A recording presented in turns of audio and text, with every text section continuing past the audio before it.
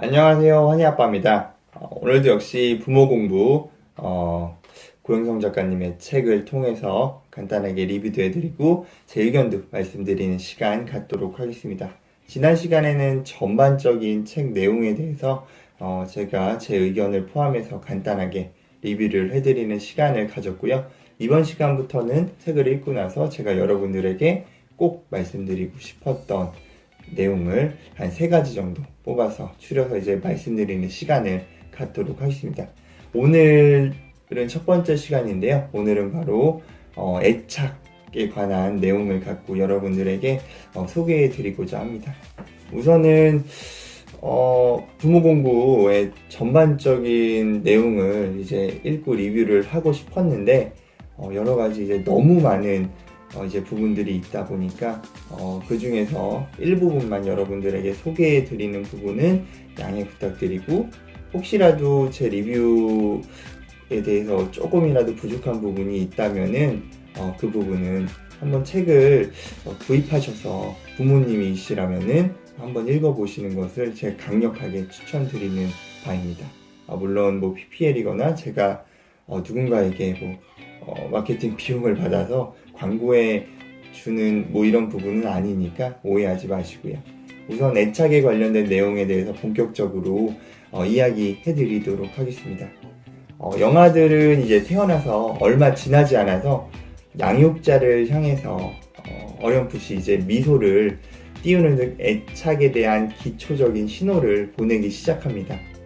그리고 나서 이제 태어난 지 6주부터 대략적으로 한 7개월까지는 낯선 사람들을 전혀 이제 가리지 않고 누구에게나 안기면은 물론 우는 아기도 있지만 누구에게나 동일하게 이제 방긋방긋 웃거나 잘 울지 않고 낯선 사람을 잘 가리지 않고 오히려 관심을 보이는 행동들을 합니다.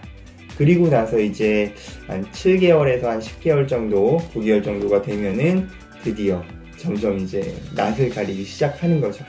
이때 나타나는 현상들이 이제 바로 특정인 애착 단계 이제 현상들이고요. 이 시기에는 어떻게 보면은 아이들은 이제 부모님과 분리되는 이런 현상, 이런 상황이었을 때 굉장히 불안감을 많이 느끼게 된다고 합니다. 대부분 어머니 그리고 아버지가 아이를 돌보게 되므로 이제 부모, 특히 어머니 쪽에 더 가까운 애착 관계를 형성하기 마련인데요. 최초에 형성된 애착 관계는 무려 이제 18개월까지, 1년 반까지 이제 아빠, 형제, 조부모, 친인척, 어떻게 보면 거의 주말마다 볼 수 있는 매우 가까운 가족들에게까지 애착이 이루어질 수 있다고 합니다. 하지만 이제 부모가 아무런 노력도 하지 않고 이제 관심도 아이한테 갖지 않는다면은 18개월이라는 시간이 흘렀어도 전혀 애착 관계가 형성될 수 없습니다. 이 부분은 반드시 알아둬야 되는 부분이죠. 아무런 노력도 안 했는데 아이가 나한테 애착을 가질 리가 당연히 없죠. 상호 관계이니까요. 사랑은. 그러면은 이제 아이와 정서적이며 이제 건강한 애착 관계를 형성하기 위해서는 어떤 부분들이 필요할까요? 우선은 하나만 말하자면은 이제 내 아이와 건강한 애착 관계를 형성하기 위해서 가장 중요한 포인트는 바로 신체 접촉입니다. 스킨십이죠. 영아는 이제 태어나서부터 약 1년이 지나도록 시각보다는 이제 촉각이 굉장히 예민하고 발달되어 있기 때문에 신체 접촉이야말로 내 아이와 소통하는 가장 큰 수단이 될 수밖에 없습니다. 1년까지는. 또한 이제 부모와 아기가 이제 애착 관계를 형성하는 과정에서 크게 4가지의 유형이 이제 형성된다고 합니다. 이제 유형을 알아보기 위해서 하나의 실험을 설명을 하자면은 좀 유명한 실험이라서 아시는 분들은 아실 수 있습니다. 1세에서 이제 2세 아기들의 엄마와 낯선 방에 함께 두고 장난감을 가지고 놀게 합니다. 그리고 잠시 뒤에 모르는 이제 실험자죠. 이제 연구원이 잠깐 들어오고 엄마와 이야기를 나누고 나서 이제 엄마만 방에 나갑니다. 그리고 잠시 후 다시 엄마가 이제 뭐 5분이나 10분 후에 실험실로 이제 그 방으로 다시 돌아오고, 이제 뭐 이러한 1년의 루틴을 거치는 실험이고요. 이 실험에서 이제 주의 깊게 살펴봐야 될 대목은 바로 이제 엄마가 나갔다가 들어왔을 때 그 과정에서 아이의 행동이 어떻게 반응하느냐, 이거를 알아보는 실험입니다. 이 반응에 따라서 이제 구분되는 애착의 이제 유형이 이제 나눠진다고 합니다. 우선은 크게 4가지 애착 유형이 있는데요. 이제 하나하나 살펴보면은 첫 번째는 안정 애착입니다. 안정 애착을 이제 보이는 아이들은 이제 엄마가 옆에 있을 때 적극적인 이제 탐색놀이, 이제 새로운 것들에 대해서 관심을 보이기 시작하고요. 이제 엄마가 떠나려고 하면은 불안 증상을 보이고, 이제 불안함을 조금 표출을 하고, 다시 재회했을 때 엄마를 굉장히 기쁘게 반겨줍니다. 그리고 다음은 회피 애착이 있고요.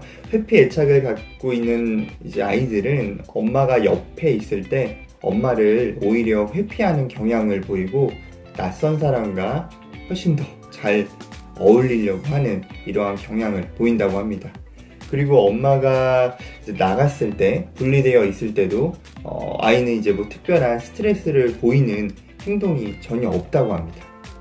그리고 세 번째는 저항 애착이고요.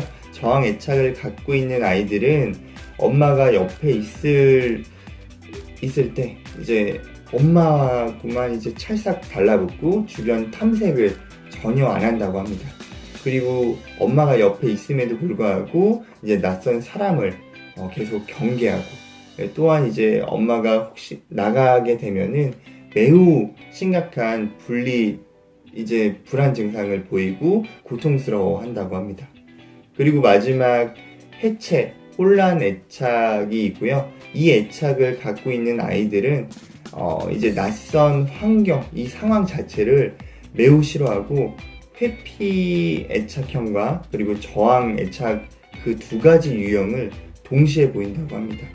엄마와 이제 재회했을 때조차 이제 멍하게 있거나 아무런 감정이 없는 듯한 모습까지 보인다고 합니다.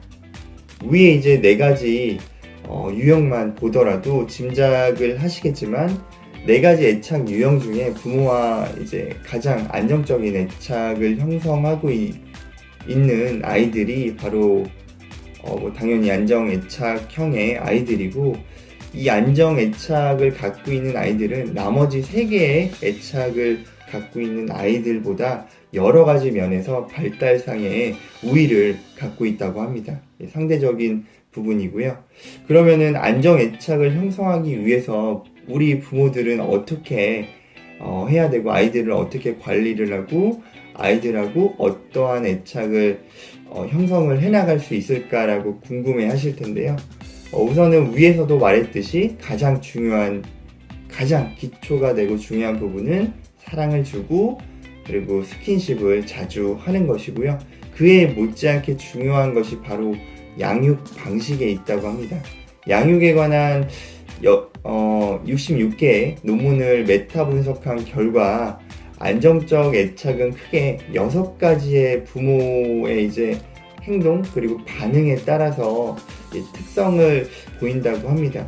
이 6가지는 바로 이제 민감성, 긍정적인 태도, 그리고 동시성, 그리고 상호성, 그리고 지원, 자극, 이렇게 6가지고요. 이거를 이제 풀어서 서술을 해드리면은, 이제 민감성은 이제 엄마가 아이의 욕구에 대해서 얼마나 재빠르고 민감하게 이제 반응을 하느냐, 이거고요. 긍정적인 태도는 이제 엄마가 육아를 할 때 이제 긍정적인 마인드를 갖고 항상 이제 아이를 이제 밝게 키우려는 이제 자세를 말하는 거고요. 동시성은 이제 아이와 이제 상호작용하려는 이제 노력이 필요하다는 거고요. 이제 상호성은 이제 엄마와 아이가 이제 동일한 사물에 대해서 이제 주목을 하고, 같은 이제 목표, 이거 뭐 목표라고 하면 좀 우습겠지만 하여튼 내가 너와 함께 같은 것을 하고 있다라는 이러한 부분들을 적극적으로 부모가 아이에게 어필하는 이러한 노력들이 필요하다는 겁니다. 그리고 지원은 아이의 활동에 대해서 내가 면밀하게 이제 주목하고 정서적으로 지원을 제공하고 있다고 아이가 이제 느끼도록 저희가 이제 노력을 해야 되는 부분이고요. 그리고 마지막 자극은 내 아이를 위해서 여러 가지 경험을 시켜주는 겁니다. 밖에 나가서 이제 촉각놀이 또 해주고 시각적으로도 여러 환경을 보여주는 다양한 방법들이 있을 겁니다. 결국 이제 6가지 특성을 모두 살펴보면은 내 아이들에게 이제 적극적으로 이제 사랑해 주는 것이 어떻게 보면 안정적인 애착 형성의 가장 핵심이고 빠른 길이 아닐까라고 제가 생각이 들고요. 한 가지 이제 주의해야 하는 부분이 있습니다. 이제 부모가 아이를 이제 주기적으로 학대하거나 또는 이제 방치하게 되면은 아이는 이제 마지막 4번째 유형인 이제 해체 혼란 애착이 형성될 가능성이 매우 높다고 합니다. 특히 학대받은 아이들에게는 거의 예외 없이 이 해체 혼란 애착이 형성된다고 하니 아무리 욱하는 심정이 있으시더라도 이제 조금만 가라앉으시고 절대 학대나 방치는 하지 않으시는 부모님들이 되셨으면 좋겠습니다. 저 또한 이제 아이를 키우는 부모 입장으로서 하루하루 제가 올바르게 이제 양육을 하고 있는지 너무 이제 궁금을 하고 지금도 계속해서 답을 찾고 있는 과정 중에 있습니다. 하지만 이제 육아 초반에는 어떻게 보면은 각종 인터넷에 나와 있는 떠돌아다니는 여러 가지 매체들을 보고 제가 이제 활용할 수밖에 없었고요. 그러다 보니까 이제 이 매체가 맞는지 안 맞는지 너무 궁금해졌고 때문에 그 이후부터는 제가 직접적으로 이제 책을 사서 전문적으로 이게 전문적이라는 표현이 좀 맞을지 모르겠지만 인터넷에 그냥 나와 있는 이런 매체 컨텐츠들보다는 조금 더 객관적인 컨텐츠를 통해서 공부를 하고 있는 중이고요. 이러한 어떻게 보면은 지금 상황에서 봤을 때는 기존에 봤던 자료들이 정말 신빙성 없는 자료들로 비춰질 수밖에 없고요. 그리고 주변에서 들려오는 어떻게 보면 맘카페가 될 수도 있고 여러 가지 커뮤니티가 될 수도 있고요.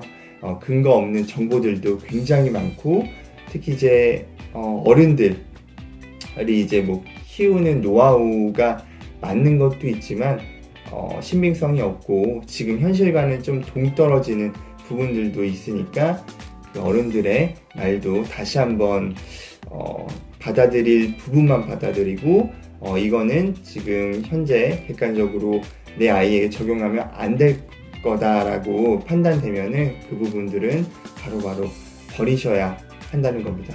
그래서 이제 본격적으로 유감이 이제 교육, 이제 성장에 대해서 제가 공부를 하고 나서는 지금은 어느 정도 제 아이의 조금이나마 방향성을 잡을 수 있을 것 같고요. 아직 많이 부족하고 지속적으로 공부를 해야 되는 부분이 있지만 그래도 이제 내 아이의 건강한 좀 어떻게 보면 사상을 갖도록 좀 노력을 하고 싶습니다. 이제 마지막으로 분리불안에 대해서 추가적으로 설명을 드리자면은 위에서도 설명드렸듯이 이제 6월에서 6개월에서 이제 8개월까지 이제 되면은 대부분 그때부터 이제 분리불안 증상이 나타나기 시작을 하고요. 14개월에서 18개월까지 이 분리불안 증세가 절정에 이른다고 합니다. 그리고 그 강도와 빈도수가 서서히 그 이후부터는 줄어들고 3세 이후로는 사회성이 어느 정도 내적으로 발달이 되면서 분리불안은 거의 없어지게 된다고 합니다. 분리불안은 어떻게 보면은 아이를 키우는 입장에서 너무 당연한 현상이니까 이런 현상이 나타났다고 전혀 이제 부모님들 입장에서 걱정할 필요는 없으시고요. 오히려 이 분리불안을 갖고 있는 아이에게 조금 더 사랑을 줘서 안정적인 애착 관계를 형성하도록 조금 더 우리가 노력하는 방향으로 가셨으면 좋겠습니다. 이상으로 첫 번째 제가 알려드리고 싶었던 이 애착에 대한 부분에 대해서 설명을 드렸고요.